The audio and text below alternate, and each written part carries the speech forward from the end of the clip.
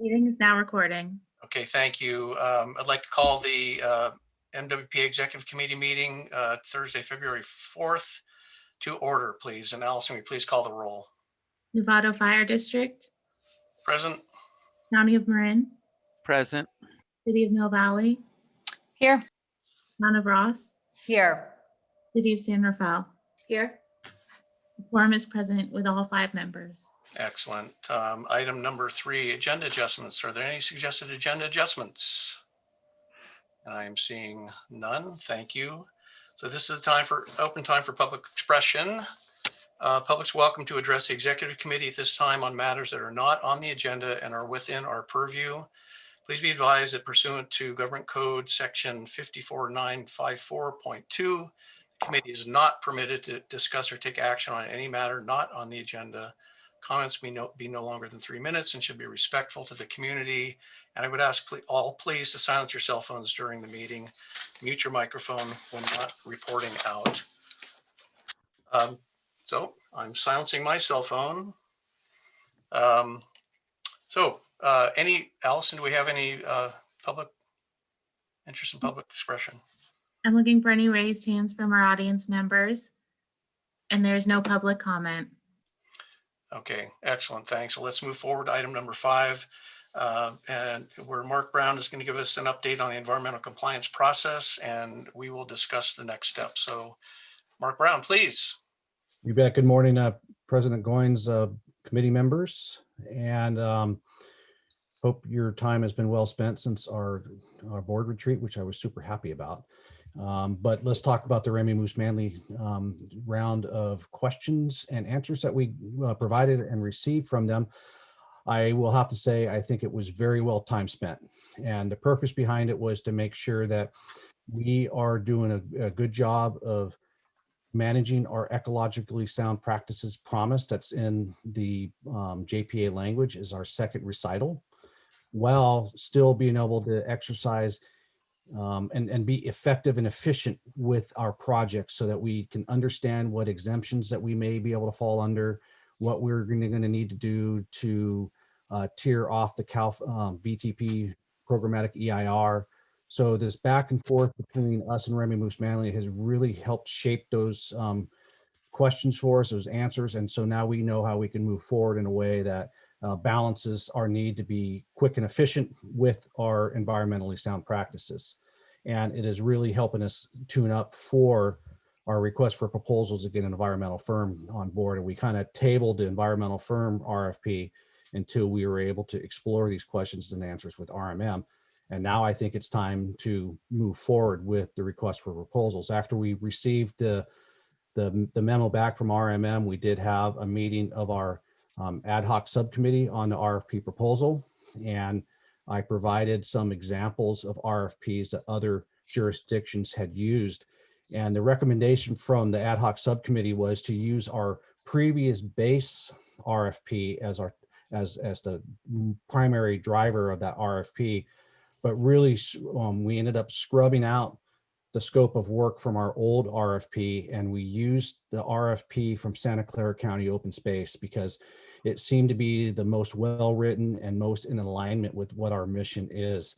And also had some great feedback from the committee, both during that meeting and then prior to this executive committee. I shared that document with Barbara Kohler and David Kimball as other members of the ad hoc committee, and they both have provided excellent feedback. You see Barbara's in the markup in today's packet, and I'll mention what David's was, but we have received feedback back from Santa Clara on the results of their RFP and the firm that they brought on board, and they were very happy with how that RFP performed for them. Very happy with the firm they got on board based on that RFP. And they also shared with us some of their interview questions and their ratings spreadsheet. So it's going to give us a good template to work from as we move forward with this RFP. You all see Barbara's comments and suggestions. I thought they were fantastic and totally on point. And I support adding those with your guys' support. And then David's comment, he brought up a really good point. And the description of how much money that we anticipate to use towards projects, he wanted to clarify that 40% number, and he wanted to make sure that the public didn't think that we had dropped the core projects down to 40%. Reason why we listed 40%, and we're going to be more descriptive as we tune this up, is our core projects are 60%. But then there's going to be several projects or administration that comes off the top that are not going to need environmental compliance. So our scope of work regarding environmental compliance will be about 40% of our entire budget. Not that the environmental compliance is going to cost 40%. The actual projects will be about 40% of our budget. And then he added a few small edits to clarify that piggyback clause for the local member agencies to be able to use the environmental consulting firm. And again, for this whole executive committee's information, the goal behind that is twofold. If our member agencies start using the same environmental consulting firm as we are, we create consistency across the board. And then second of all, a lot of the agencies are starting to be concerned with their internal bandwidth and being able to actually work through, I'll use Nevada Fire as an example. They're receiving $500,000 towards local mitigation projects. And if they're going to use a lot of that money towards projects, that's a lot of work on their staff to be able to accomplish that goal. So our goal is to be able to let them use the environmental consulting firm to take some of that workload off their staff and make them more efficient, be able to get these projects underway. So, and then also David recommended putting some type of language in there based on how unique of an organization as we are, and that virtually everybody in the state is watching to see what we're doing. And we have a lot of people excited to partner with us, that we put in a favorite nation type clause in there that says, hey, we're your priority company, or we're your priority customer. If we have a project, we want you working on that. So I definitely think it's worthwhile putting that in there. And I have received a few emails from you with some comments, but I would rather than have me express those comments to the rest of the committee, I'd like to have the folks that emailed me to kind of point out what their suggestions were. So with that, I'm open to any questions. Excellent. Thank you, Mark. Question from the committee. Sashi Sashi, your silence. Muted. Thanks, Bruce. So just one small thing on the RMM memo. As I've been talking to people about, CEQA and veg projects lately, what's come up from fire professionals over and over again is that there's a lot of confusion about what is considered to be a project. And in the little brochure that the CEQA brochure thing that you got for all the board members, it seemed to say anything that has a discretionary component, like where it's not ministerial, is a project. But I think that is something that all the member agencies really kind of want to know, like, when is it a project? When is it not a project? Like if I'm going to be limbing up some trees and picking up, dead brush, is that a project? Like so I'm wondering if we could maybe add that, if this group agrees, just some guidance on what's a project. I think that's an excellent comment, Sashi. It is the starting point. It is where you make a determination as your path forward. So really wonderful. I think clarification that would be extremely valuable. Thank you. And I think this is probably not for this discussion, but I think we should consider talking about some model ordinances that we might want to suggest for our members going forward based on some of what we learn in this process. So just wanted to suggest that for the future. So that sounds like a discussion item, but yes, I think we're all in agreement that based on the RMM memo, there's some great, substantial implications associated with the ordinance in which the project is conceived. So let's, Mark, if you'd make a note of that, please.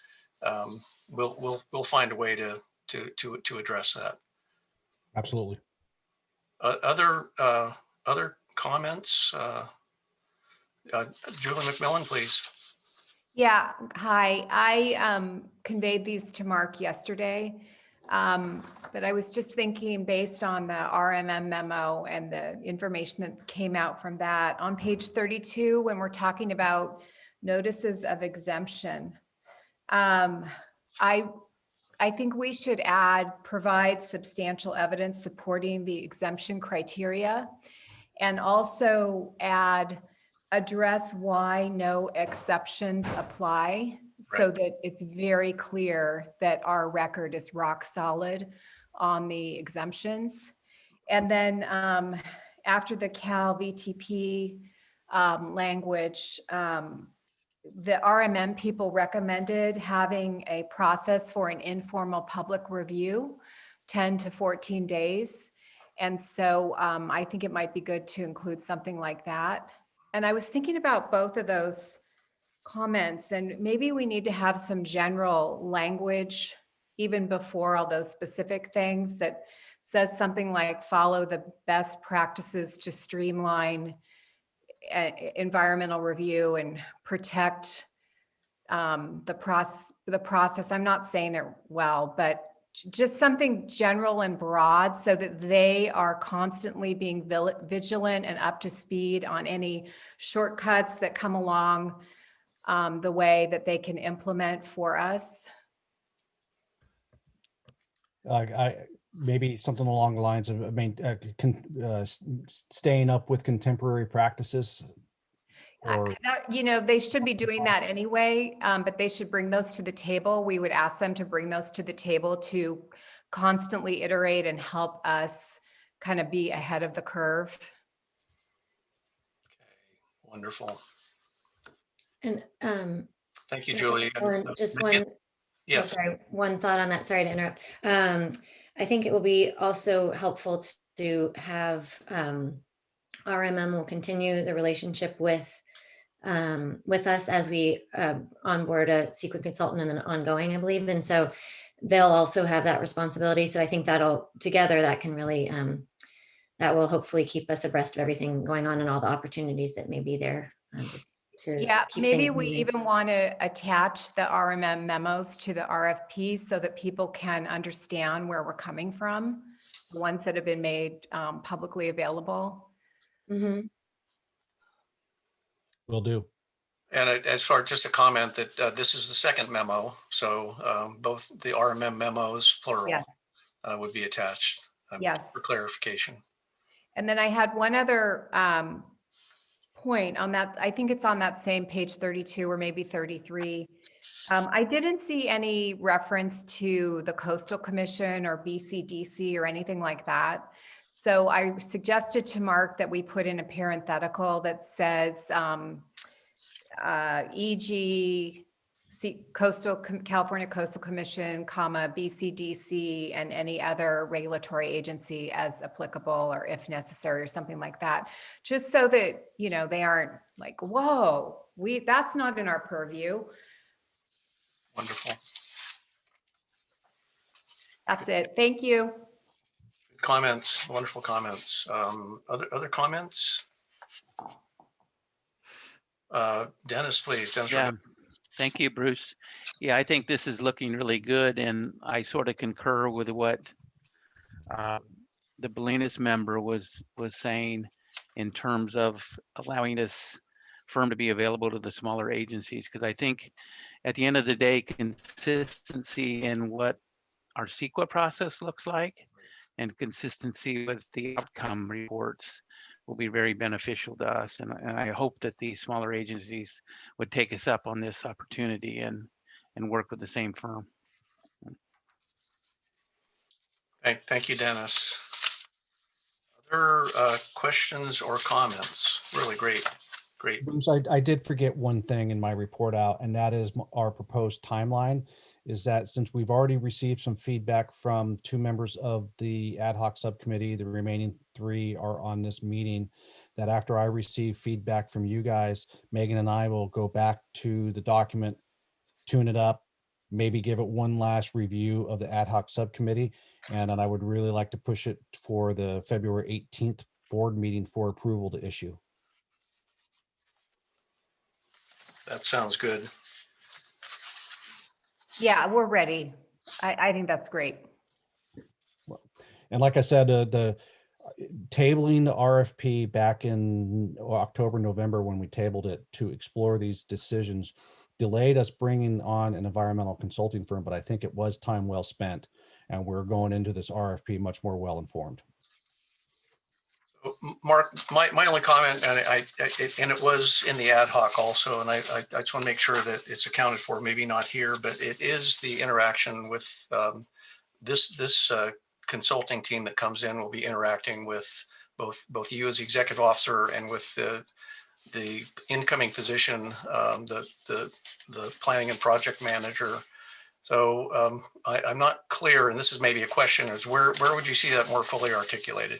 That would be in our general services contract agreement with the firm. Once we select them, then who their point of contact is listed in the agreement. Okay, so that, those are the down and gritty details as far as, bring in with competence and expertise is one thing, but interfacing with us on our terms and conditions is critical. So yeah. Will we get a chance to take a look at that, Mark? Or if you think if you would like us to take a look at it, that's not a question. Would you like to take a look at it? Well, and I'll pass this off after I mentioned something to Megan, and that we do have a standardized contract that we have been using, and so that contract will be part of the RFP. So when we present this to the board, we'll make sure that contract's attached to it. So Megan, did you want to add anything? That's it. And it does cover exactly what you're discussing, which is that there's a main project director that would be named in the contract itself. And then we would name our main contact as well. So it would allow for those to be reflected, not just in the back and forth with the negotiations, but actually in writing. We can pick up the phone and call that person, and they can pick up the phone and call ours. So it identifies those parties. Okay. Yeah, thank you. Julie, please.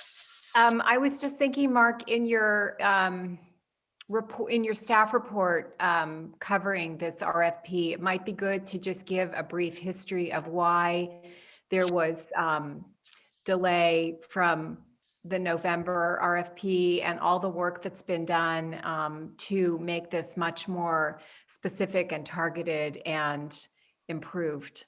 And so while there was a delay, it was a prudent delay, and it was time well spent, money well spent. Will do. Awesome. Thank you. Julie. Great. So any further questions or comments? Hearing none. Allison, it's time for public comments. Or do we have any public comments on this item? Looking for any raised hands from our audience members. And there's no public comment. Thank you, Allison, and thanks, team here. Let's bring it back to the committee for discussion. There is no motion required. Any further discussion? Mark, I understand you had asked that you hear from all five.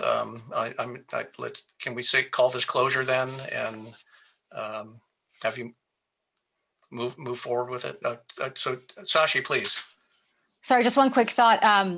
Since we've had a lot of conversation about how we're going to be interacting with the member agencies on this, Mark, maybe we can explicitly ask the ops committee if they have any feedback or further interest in questions on this. Excellent suggestion, Sashi. Will do. Great. Okay. So my list of notes is what is the project, model ordinance, notice of exemptions provide substantial evidence, or when there's no exemption supply, the Cal VTP public review. Let's see, the EG for the Coastal Commission, BCDC, be knowledgeable and advised of contemporary practices, keep us well informed of contemporary practices, get ops committee review, and in my staff report, detail that brief history of why we had to delay, why it was worth it. Excellent summary, Mark. Thanks so much. Okay, let's move on to item number 6, which is communication strategy development. Mark, will you please give us a report on the proposed MWPA communication strategy? Yeah, and I mean, it's been blatantly obvious that we need an effective communication strategy, and I've had 2 attempts to get it going and have swung and missed on both of those. And I think you guys know I'm a huge baseball fan, so you might get some baseball references here and there. And, Southern Marin Fire did not have the bandwidth to increase their contract with us to provide a communications specialist. And then I reached out to the county of Marin because I've had such great luck with Lainey Hendricks and her staff. But I mean, quite frankly, I knew what the answer was going to be. COVID has her completely buried, and her staff completely buried.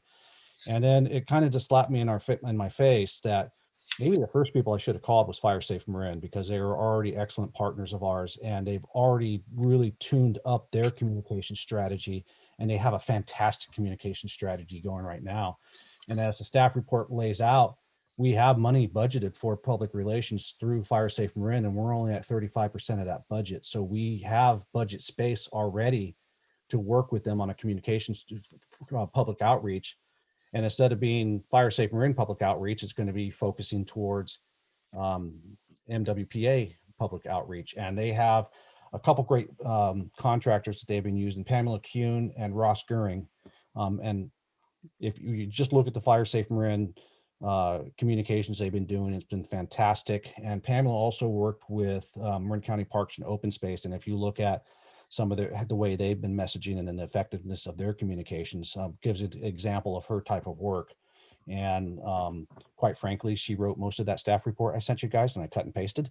And so, we will be looking at those strategies of creating a timeline for press releases, a timeline for Facebook, Twitter, so on and so forth, and just have a complete strategy how we're going to communicate.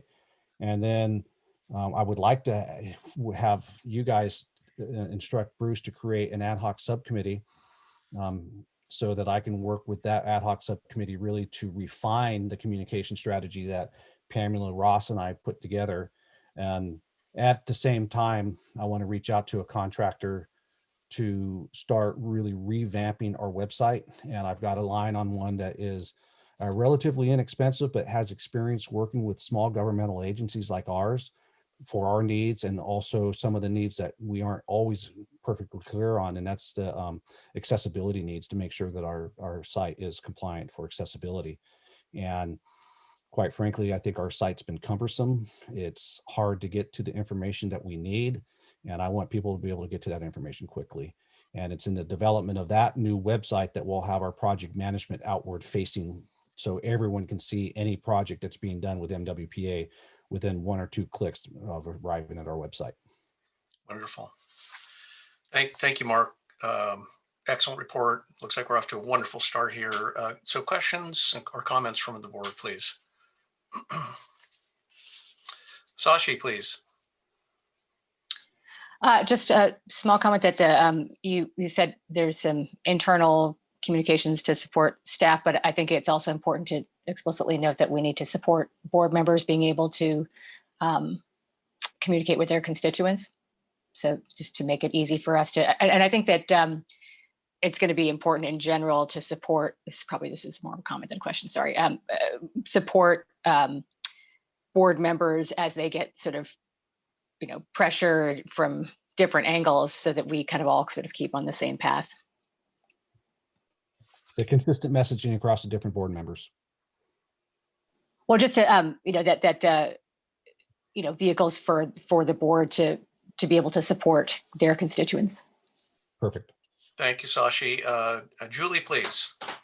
When we were in our breakout group during the retreat, someone brought up that it might be good to have the local agencies, when they receive money, also have an agreement that they communicate to their constituents how they're using the money and where the money came from. And so I think there should also be a local component in that communications plan to help with that information.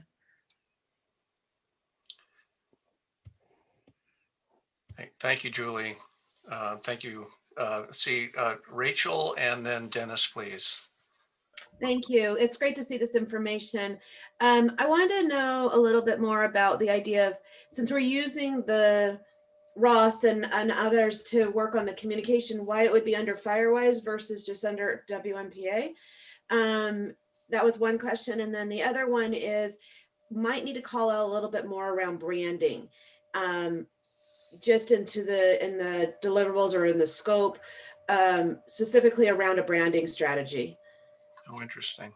So Pamela sent me quite a few communications since that last staff report, and branding and a consistent branding message. All of our messaging looking the same, so people know that it's from the MWPA is definitely on her targeted list of items. And the idea of using access to from Pamela and Ross through Fire Safe Marin is because we already have the communications outreach agreement with Fire Safe Marin, and they already have their agreements with Ross and Pamela. I So see. essentially it would be a pass through. Got it. Okay. Okay, great. Right. And because I think that branding strategy piece is, do we want it? And this was the conversation I think the ad hoc committee could talk through, is the Fire Safe Marin branding, MWPA branding, a combined branding, separate branding, because the community will get very confused easily. And that's a great point. And one of the things we discussed was like, do we want to have a separate MWPA newsletter, or do we want to have a section in the Fire Safe Marin newsletter? And we kind of landed on, let's make a section of in the Fire Safe Marin newsletter, because we don't want to have people receiving two newsletters Right. and Right. start getting overloaded. And so, yeah, all of that stuff is what the type of strategy things that we'll have the ad hoc committee explore. Okay, great. Thank you. Thank you, Rachel. Great questions. Dennis, please. And Mark, my question is on sort of the similar line. Worried that there may be two communication plans going on, one that FireSafe does for the MWPA, and then their own communication plans. And I think we need to just think about how that works and whether they can do the communication plans, but it should always be MWPA's ownership of it. So we don't have two separate communication strategies going on. And I think we align really well. And I guess my point being is we just should be clear what we are doing with them and what we're asking for. And it seems to me that we shouldn't have two communication plans going on, with them having their own, which they do naturally, and they having one that they do for us. I think there'd be some confusion there. So we might want to work through that, what that looks like and who the ultimate ownership of it all is. Wonderful question. Yeah, and having that concern thought going into this planning is really going to help us make sure that we end up with the correct product. Thank you very much. Thank you, Dennis. Great comments. And Mark, any other questions or comments? Seeing none. Thanks, board. So let's take this to public. Allison, do we have any public comment? Looking for any raised hands from our audience members. And there is no public comment. Okay, thank you. Thanks, Allison. So I'd like to bring this back to the committee for further discussion and a consensus to support that I will work with Mark to appoint an ad hoc committee to work with staff and Fire Safe Marin to create this communication strategy. I'm seeing nods. Do we need a motion? Nope.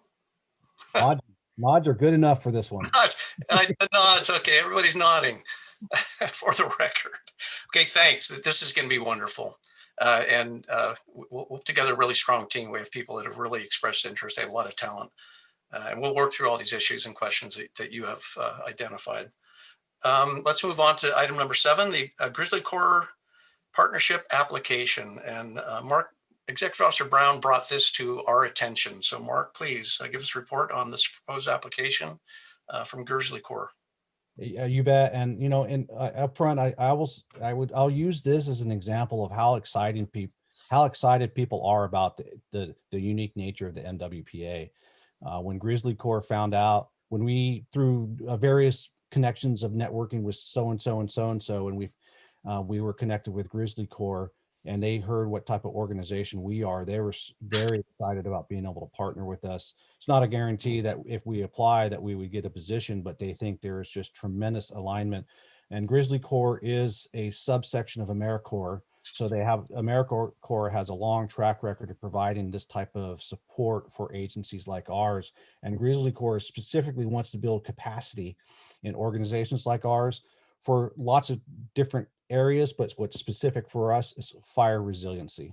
And we would get recent college grad with experience, without that would gain experience by working with us, but they come energetic and intelligent, and they would work for us for 11 months. And then if we wanted to, we can reapply for future fellows. And the cost to us would be $20,000 a year, plus a location for them to work with.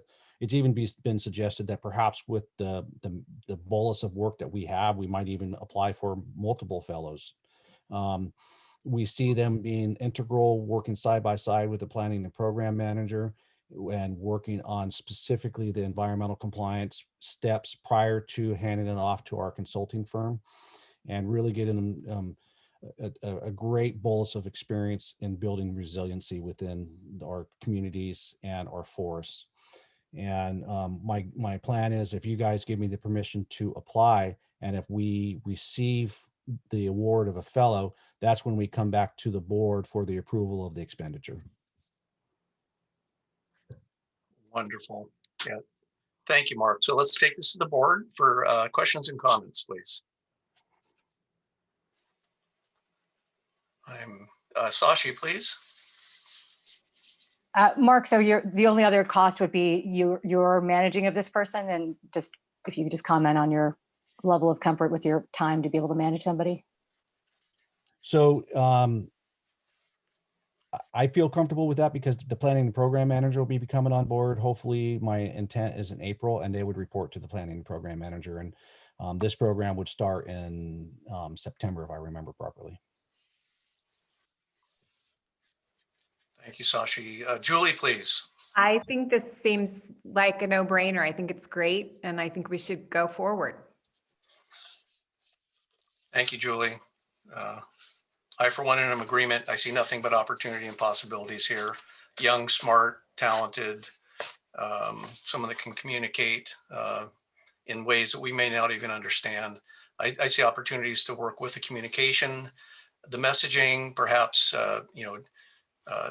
little field trips to get out and talk and walk, and someone that can help us with logistics and details at a bargain price. So I think this is a fabulous opportunity. And potentially developing future employees of the MWPA. Indeed. Your replacement, sir. Can I add, I'd like to add one more comment on it. I think it looks like a great proposal. I would like to make sure as we go forward that we really recognize that we want to put this person working in the rural communities, which I think is what the focus is of this one in this program, so that those communities that might need more help or more assistance, and we use that as a focus. Excellent point. Thank you, Rachel. Thank you. So no further questions or comments. Let's bring this out to the public. Any public comment on this item? Allison, please. Looking for any raised hands from our audience members. And there is no public comment. Okay, thank you, Allison. Let's bring it back to the committee for discussion and a motion to authorize the staff to apply for Grizzly Corps Fellow. I'll make the motion. Julie, motion. I'll second. Rachel, second. Motion and second. Allison, call the roll. Novato Fire District, Aye. County of Marin, Aye. City of Mill Valley, Aye. Town of Ross, Aye. City of San Rafael. Aye. Motion passes. Well done. Thanks, everyone. Let's move to item number 8, which is the executive grand jury report. Mark, will you please give us a staff report on the grand jury report? Yeah, and I believe most of you, all of you should have had a chance to read the grand jury report. And overall, I find it mostly to be accurate, although I think there could be some clarifications of roles and responsibilities within our responses. And now we aren't required to respond to all of the items, and we would just respond to the items that are listed for our response. And I've already been in communication with several other municipalities in discussion with responses. And so my request is that you have me draft a response in working with the board president and board vice president, and bring our overall response back as a staff report to the February 18th meeting. Excellent. Thank you. Good summary. So board, questions or comments, please? Clear recommendation. Seeing no questions or comments, let's take it out to the public for comment, please. Looking for any raised hands from our audience members. And there's no public comment. Thank you, Allison. So let's bring this back to the committee for discussion and a consensus to instruct Mark Brown to work with the board president and vice president on response to the grand jury report. And this will be for the consideration in the February 18th board meeting. Apparently there's no motion required. Sashi, please. I would just request that you check in with that subcommittee that's scoping the evacuation study and just get their concurrence on your replies. Will do. Suggestion. In fact, it's already, just by nature of the tight community that we have within the fire service and public service in Marin, the people I've been interacting with already is one and the same. Wonderful suggestion, Sashi. Thank you. And Mark, I'd ask, is there other coordination that you envision in this response that we should enumerate here? So the people I've been interacting with has been primarily the County of Marin, and through Dan Ireland, who has taken the lead in coordinating the county's response. I've been meeting with several of the public works agencies because they have a significant piece of that. Frequent conversations with the Transportation Authority of Marin, and then working with several of the fire chiefs and municipalities regarding that. Thanks. Sounds like we have a great team, great support. So, and I commend you on that advanced work. Thanks so much. Let's see. So we're going to move on. I'm seeing consent here. So let's move on to item number 9, which is the MWPA regular board meeting agenda planning for the February 18th. And Mark, you're going to present this item to us, and you have a copy of that.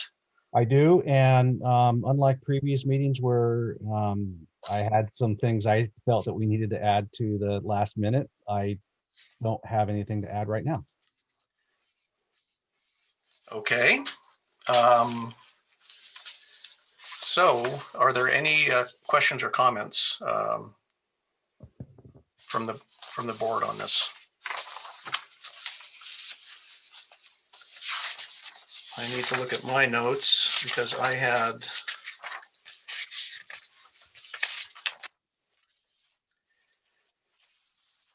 the wrong mark. I discussed with you prior.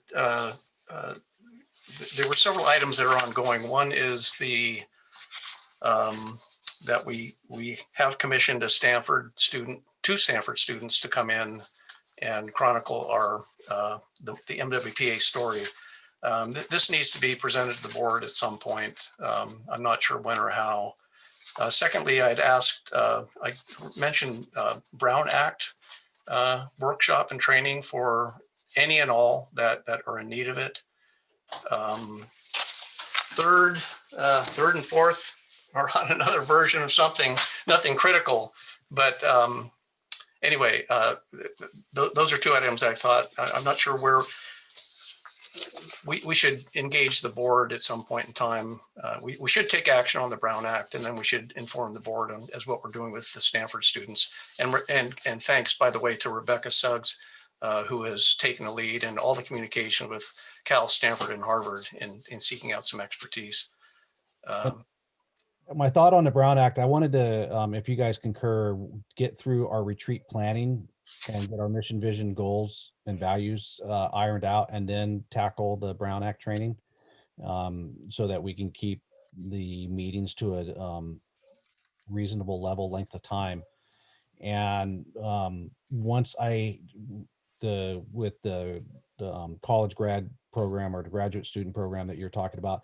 I think a little bit premature to come to the board yet, just we don't have enough of the details ironed out. I wanted to have a little bit of more of a substantial product to bring to the board. Okay. Okay. Just want to keep things moving. Absolutely. Julie, please. So, Mark, I'm just wondering when the Brown Act stuff will be offered. We're looking at 2 additional sessions for the retreat. So that'd be February and March. And so I would target the April meeting for the Brown Act.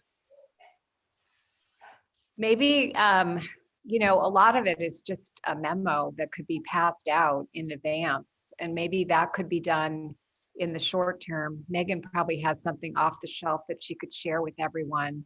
And just so that people are aware of the issues, so we're not walking into any landmines. And then the training could be in April as a follow-up. It may be, I'm sorry to speak out of turn, but I know that there are some really helpful resources online too that could be tapped into. Just League of California Cities has a great guide that can be really helpful as a reference point for people. So we could even start with that, and then if it seems that it's necessary to have a in-person training, we can add that in as well. And the League of California Cities guide has been my Bible. It's well used. Okay. But it is always evolving too, as we had to think about the social media component and that kind of thing too. So Mark and I can discuss sort of potential ways of getting some information out, but you're right. I think written might be a good approach too. Okay, I'll thanks. sit that down with Megan. Okay, so questions or comments? I think time for public comment. Is that right? Public comment, please, Allison. I'm looking for any raised hands from our audience members. And there's no public comment. No public comment. So back to the committee for any further discussion. No further discussion. Wonderful. Thanks, everybody. Let's move to item number 10, which is informational items. Does staff anyone have any informational items to share? Seeing none. On to item number 11, which is committee members' requests for future agenda items. Any requests from committee members for future agenda items? No. Well, comes to the magical moment at 10:43, Thursday, February 4th. We'll adjourn the executive committee meeting. Thank you so much for everyone's participation, and welcome, Rachel. Nice to have you on board. Thank you. Appreciate it. Thanks, Allison. Thanks, everybody. Thank you. Thanks, Bruce. Have a great Bye. day. And just for those who are interested, we do have an advisory technical committee meeting today at 3. Thank you. Thank you, Mark. Thanks. Bye All right. now. Take care.